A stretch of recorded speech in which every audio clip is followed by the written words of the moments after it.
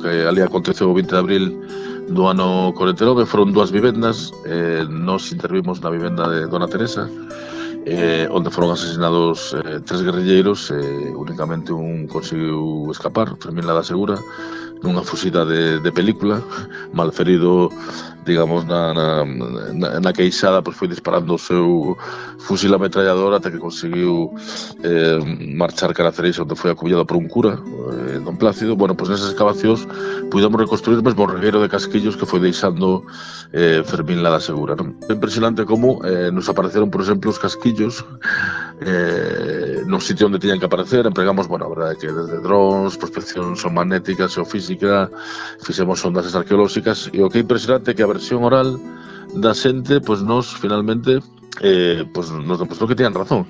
A guerrilla antifranquista foi a de máis longa duración en toda Europa.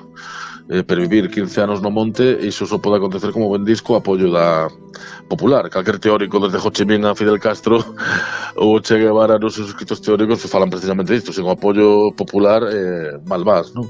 E nese apoio o papel da muller foi fundamental. Eu sempre digo que a lareira de Dona Teresa en Repil era un arma de destrucción masiva. A ferida aberta no 36, un podcast de Nuria López.